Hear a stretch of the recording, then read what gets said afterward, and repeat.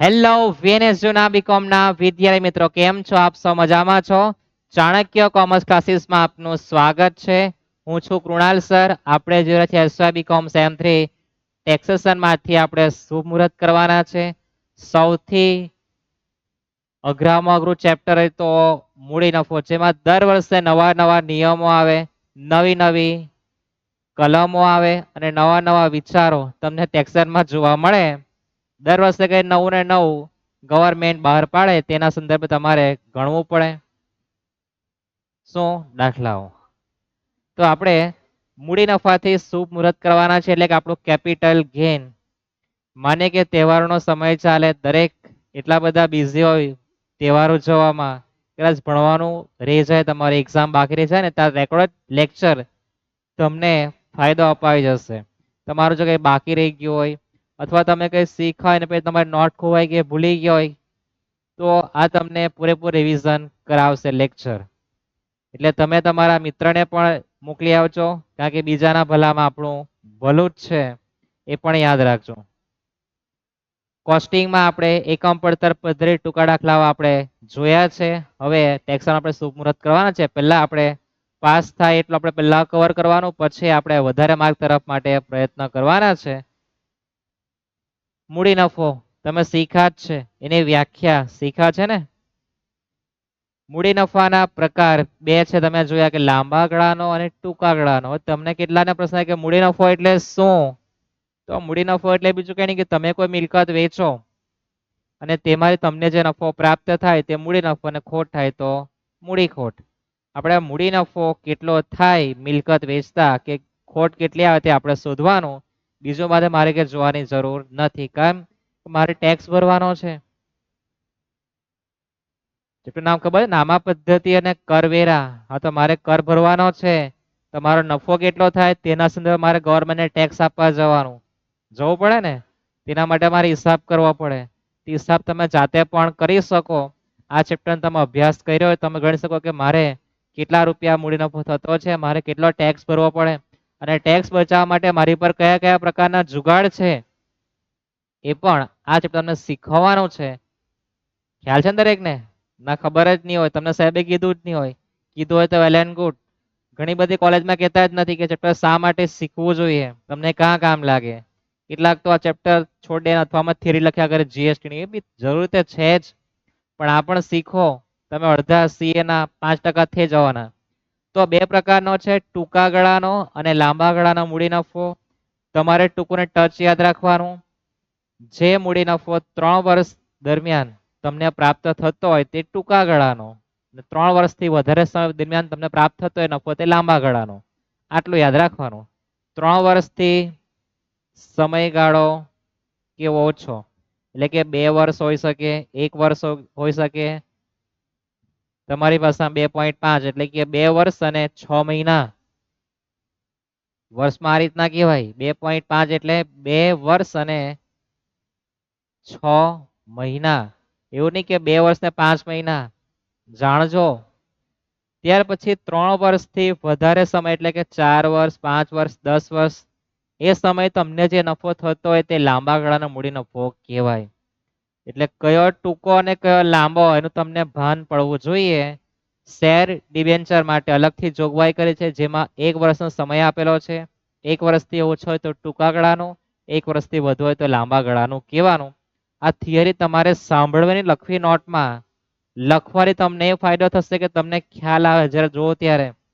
અને ભારત દેશમાં સૌથી ખતરનાક બુદ્ધિ ક્ષમતા ભારતના લોકો પર છે, એમ કે આઈક્યુ લેવલ તમારું કેવું છે આપણે જરાક જોઈએ. તો આઈક્યુ લેવલની વાત કરીએ તો તમે કોઈ વસ્તુ શીખો અથવા જો ને તમને યાદ રહી જતું હોય, તમારી બુદ્ધિ ક્ષમતા બહુ ઓછી કહેવાય. પણ તમે એક વસ્તુને 4-5 વખત જો અને પછી તમને યાદ રહેતું હોય તો તમારી બુદ્ધિ ક્ષમતા થોડી મધ્યમ કક્ષાની કહેવાય. અને તમને એક ને એક વસ્તુ 100 વખત બતાવે કે 500 વખત બતાવે, તમારા ભેજામાં બિલકુલ નહીં જાય, તો તમારું ત્યાં બુદ્ધિ ક્ષમતા એકદમ ઓછી કહેવાય. અથવા તો તમારો એ વિષયમાં રસ નથી, એટલે તમે યાદ રાખવા બિલકુલ માંગતા નથી. એટલે આઈક્યુ લેવલ કે તમારે સીધો આન્સર આપી દેવું બી જરૂર નથી, પણ આ આપણી એક ધારણા છે. હવે આપણે ચેપ્ટર તરફ આગળ જઈએ. તો મૂડી મિલકતમાં આપણે સુધારા વધારાનો ખર્ચ માટે સૂચકાંકની ચર્ચા કરવાના છે. સૂચકાંક તમે ધોરણ 12 માં શીખીને આવ્યા છો, યાદ છે ને? ચેપ્ટર નંબર 1 આંકડાશાસ્ત્રમાં ભાગ 1 માં પહેલું ચેપ્ટર. ત્યાં તમે લાસ્પિયરનો સૂચકાંક, પાસેનો, ફિશરનો પણ કેમ ગણતા એ પણ તમે કોઈ જાણ્યું જ નથી. ન જાણો ને? જાણો, પૂછો સાહેબને. ત્યાર પછી તમે બીજું શીખતા હતા અચલ આધારે પરંપરિત, અચલમાંથી પરંપરિતમાં કૌટુંબિક બજેટ, IW બધું આવતું યાદ છે ને? કુલ ખર્ચ, એક ફૂલ ને દો માલી, કોણ? કુલ ખર્ચ. તો એ સૂચકાંક તમને ગણવા માટે ઉપયોગી થાય કે ભાઈ આપણે 2001 અને 2 ને આપણે આધાર વર્ષ લેવાનો છે. આધાર વર્ષનો સૂચકાંક કેટલો આવે? 100. કેટલો આવે છે? 100. તેના આધારે આપણે ગણતરી કરી છે આપણે સુધારેલી ખરીદ કિંમત શોધવા માટે. એટલે કે 2002 માં આપણે કોઈ મિલકત લીધી હોય 5 લાખની હોય, તેની હાલમાં કિંમત કેટલી થાય તેના માટે આપણે સૂચકાંકનો ઉપયોગ કરવાના છે સુધારેલી ખરીદ કિંમત શોધવા માટે. અને 24-25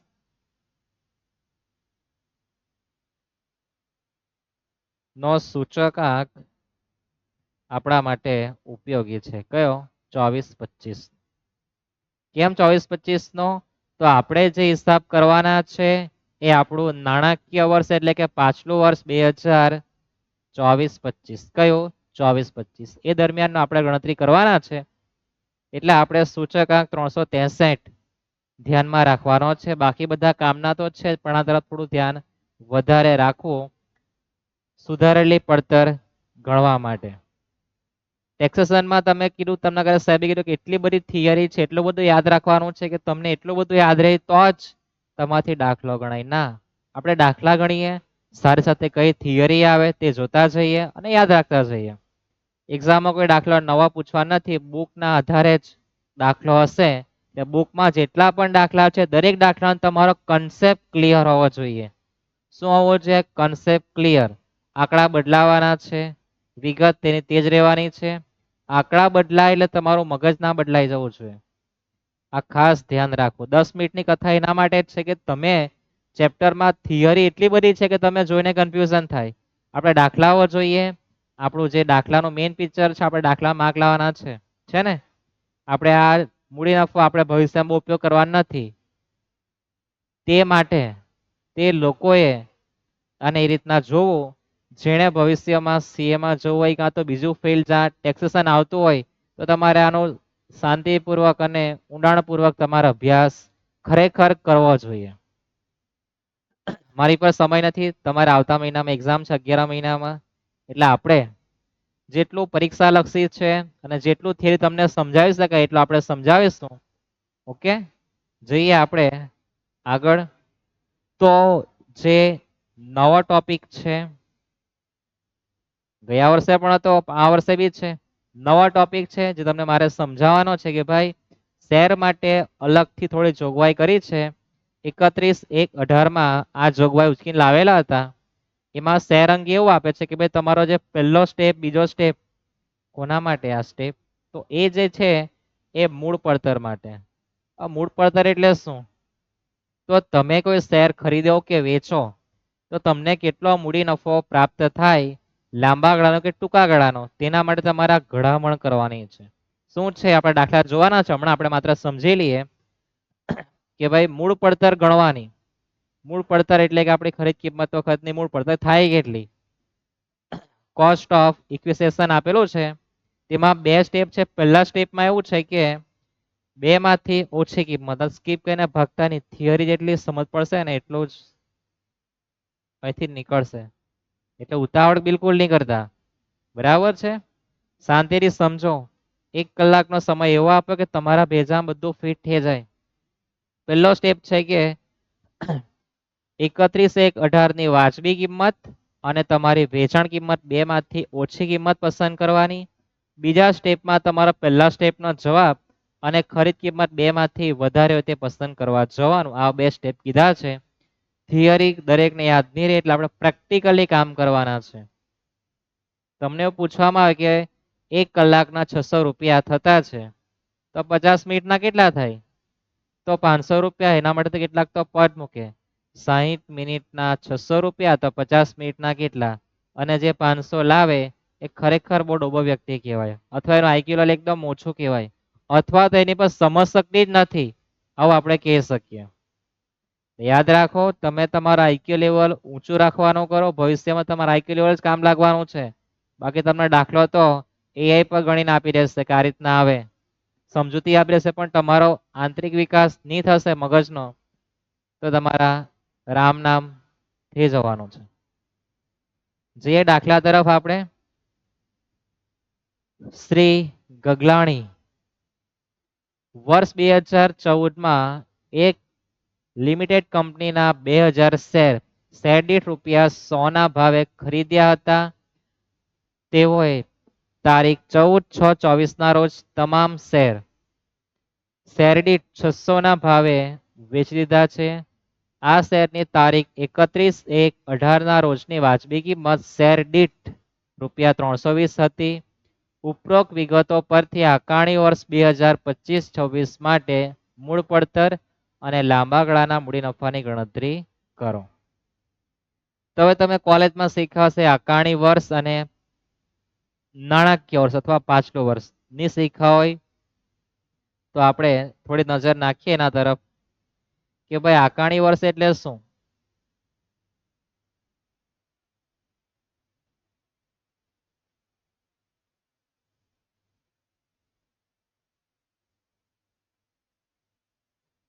આકારણી વર્ષ આપણું 2025-26 આપણે આકારણી કરવાની છે. આગાહી કરે ને આગાહી, તેના જેવું છે આકારણી. શું? આકારણી એટલે આગાહી. 2025-26 આટલું છે, આપણે કહીએ ને હમણાં બજેટ બહાર પાડે તે આકારણી કરેલી જ કહેવાય કે આટલી આવક થશે, આટલો ખર્ચ થશે, આ રીતના આટલી રકમ ફાળવશું, એ બધું ચાલે એ લોકોનું. આપણે દાખલો જે ગણવાના છે પાછલા વર્ષનો ગણવાના છે. સ્માર્ટ બોર્ડ બહુ ધીમું ચાલતું છે એવું લાગતું છે. પાછલું વર્ષ 2024-25. ખબર નહીં એને બી કયા પ્રકારની બ્રેક લાગી છે. તો આપણે દાખલો હંમેશા પાછલા વર્ષનો ગણવાના છે. કયા વર્ષનો? પાછલા વર્ષનો. પાછલા વર્ષનો આપણે ગણતરી કરવાના છે. એ જ આપણે અહીંયા શીખવાનું હતું. હવે તમે એની વ્યાખ્યા તમને પરીક્ષામાં પૂછાય કે પાછલું વર્ષ કોને કહેવાય, આકારણી વર્ષ કોને કહેવાય, તેની વ્યાખ્યા તમારી પર ટેક્સ્ટ બુકમાં છે. નહીં હોય તો આપણે એક્ઝામના 3 દિવસ પહેલા બધી થિયરી બહાર પડશે ત્યારે બધી થિયરી આપી દઈશું, બરાબર, હમણાં નહીં મળે. તો શું કીધું છે ગગલાણીએ આપણને ગણવા, શું કીધું છે કે ભાઈ આકારણી વર્ષ 2025-26 માટે મૂળ પડતર અને લાંબા ગાળાના મૂડી નફાની ગણતરી કરવાની છે. આકારણી વર્ષ કેવું છે? 2025-26. મારે ગણતરી કયા વર્ષની કરવાની? પાછલા વર્ષની, એટલે કે નાણાકીય વર્ષની 2024-25ની. ટૂંકો દાખલો છે, 2 માર્કમાં આવી શકે. 2 માર્કનો દાખલો 100% આવશે એવું મને લાગતું છે. આ વર્ષે, ગયા વર્ષે નહીં હતો, આ વર્ષે તો આવો જ જોઈએ. સંભળાયું ને? અમે કાન જાક સાફ કરી આપું તમને, સંભળાવું છે દાખલો આવી શકે. તો સૌ પ્રથમ તમારે ગણતરી કેવી રીતના કરવી, તો 2 માર્કમાં પૂછાય. તમારે કોઈ પત્રક બનાવવાની જરૂર નથી, ડાયરેક્ટ ગણી શકો તમે. તમને કોલેજમાં પત્રક શીખવ્યું હશે ને, વિગત, રકમ, મૂડી નફાની ગણતરી દર્શાવતો પત્રકો લખાયું હશે, પાછલું વર્ષ, આકારણી વર્ષ, એવું બધું ટૂંકા દાખલામાં કોઈ જરૂર નથી. તમારે સીધું લખવા જવાનું.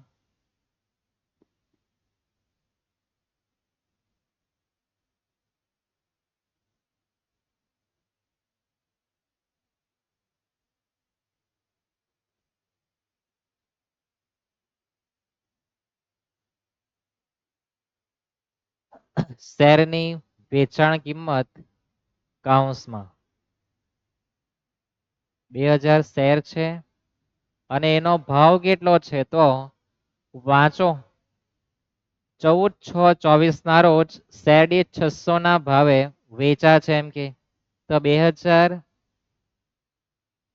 ગુણ્યા 600. ક્યાંથી શુભ મુહૂર્ત કરવાનું? સૌપ્રથમ તમારે મૂડી નફો શોધવો, તમારે વેચવું કેટલામાં તે મારે તમારી પર ખરીદ કિંમત બાદ કરી દેવું. સિમ્પલ છે, આ નફો. તો સૌપ્રથમ વેચાણ કિંમત લખવાની શેરની 200 ગુણ્યા 600 2000 ને, હા 2000 શેર છે, 2000 ગુણ્યા 600, તો 12 લાખ રૂપિયાના તમારા શેર થવાના છે. કેટલા થવાના છે? 12 લાખના. એમાં તમારે બાદ કરવા જવાનું શું? મૂળ પડતર. શું?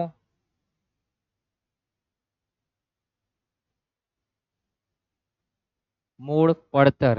એમાં તમારે બે સ્ટેપ ગણવાના છે. કેટલા સ્ટેપ ગણવાના છે? બે સ્ટેપ. પહેલો સ્ટેપ શું છે? યાદ છે ને? પહેલા સ્ટેપમાં શું કરવાનું? આપણો સ્ટેપ નંબર 1.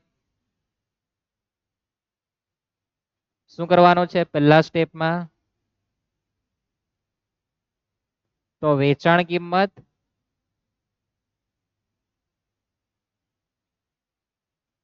જારુમંડર વાજબી કિંમત, બે માંથી કઈ કિંમત પસંદ કરવાની? ઓછી. તો વેચાણ કિંમત તો આપણે લાવેલા છે, કેટલા છે? 12 લાખ. વાજબી કિંમત કેટલી છે? તો વાજબી કિંમત આપણને કેટલી આપી છે? જો શેર દીઠ કેટલી આપી છે? 320. તો આપણે એનો ગુણાકાર કરવો પડે. 2000 ગુણ્યા 320. તો 2000 ગુણ્યા 320 કરીએ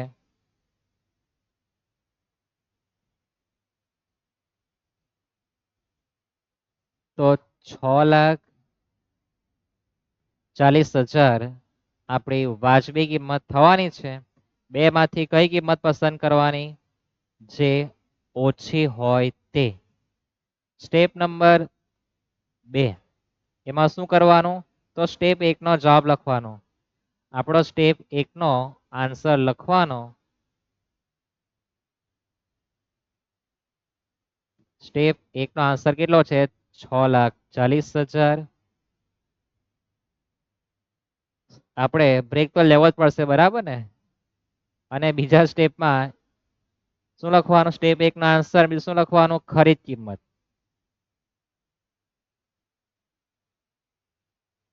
ખરીદ કિંમત કેટલી છે? તો ખરીદ કિંમત આપણે જો 2000 શેર અને 100 રૂપિયાનો ભાવ છે. 2000 ગુણ્યા 100 કરી દેજો તો કેટલા થવાના છે? 2 લાખ. કેટલા થવાના છે? 2 લાખ. તો આપણે બે માંથી વધુ હોય તે પસંદ કરવાની કિંમત તો કેટલી? 640. તો આપણી સુધારેલી પડતર એટલે કે આપણી મૂળ પડતર COA કેટલા થવાના? 640. કેટલા થવાના? 640.